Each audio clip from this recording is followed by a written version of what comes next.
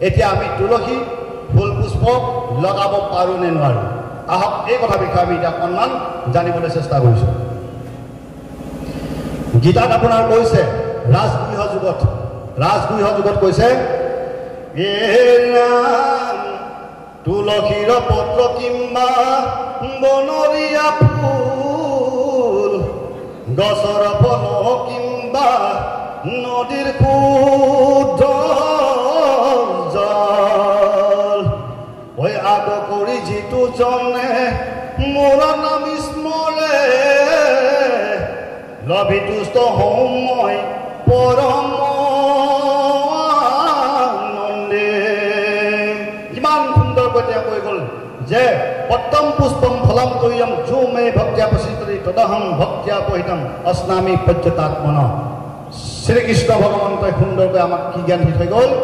যে যিজন ভকতে তুলসীৰ পাত আৰু বনৰীয়া ফুল অৰ্থাৎ ফুল পুষ্প গছৰ ফল নদীৰ শুদ্ধ জল এইবোৰ আগ কৰি পেলাই যিজনে মোক স্মৰণ কৰে মোক যিজনে ভজে মোক যিজনে প্ৰাৰ্থনা কৰে সেইজনকে মই মানে সন্তুষ্ট হওঁ আৰু তেওঁ মই আনন্দিত হওঁ এইটো শ্ৰীকৃষ্ণ ভগৱন্তই কৈছে মইতো কোৱা নাই গীতাৰ মাজত কৈ গৈছে গীতাৰ আপোনাৰ ৰাজগৃহ যুগত তেওঁ কৈ গৈছে শ্ৰীকৃষ্ণ ভগৱন্তই তেতিয়াহ'লে আমি ফুল পুষ্প কিয় লগাব নোৱাৰোঁ আজি আমি ফুল পুষ্প লগালে আমাৰ ধৰ্মত অনিষ্ট সাধন হ'ব বুলি যে আমাক জ্ঞান দি থৈ গ'ল এইটো সত্য বুলি আপোনালোকে ভাবে নেকি কিন্তু গীতাত তেনেকৈ আমাক শ্ৰীকৃষ্ণ ভগৱন্তই জ্ঞান দিয়া নাই এতিয়া আমি আকৌ এটা লৈ যাওঁ যে শ্ৰীমদ ভাগৱতত কি কৈছে আমি তালৈকে এবাৰ আমি চকুটো ঘূৰাই চাওঁ শ্ৰীমদ ভাগৱতেনো আমাক কি কৰিব শ্ৰীমদ ভাগৱতত কৈছে হে ৰাম এক চলু জল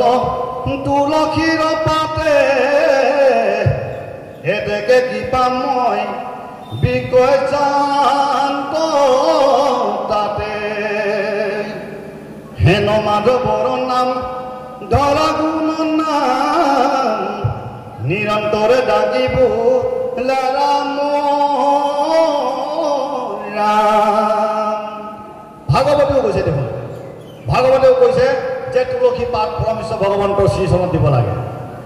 তেতিয়াহ'লে এই তুলসী পাত আৰু ফুল পুষ্প নলগাবা এই বাক্যখন আহিল ক'ৰ পৰা কোনে ক'লে আমাক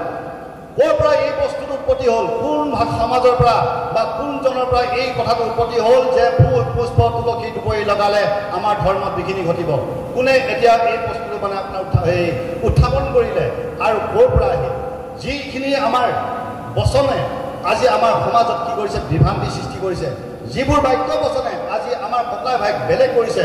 যি বাক্য বচনে এখন ঘৰৰ সুখ বিনাশ কৰি দিছে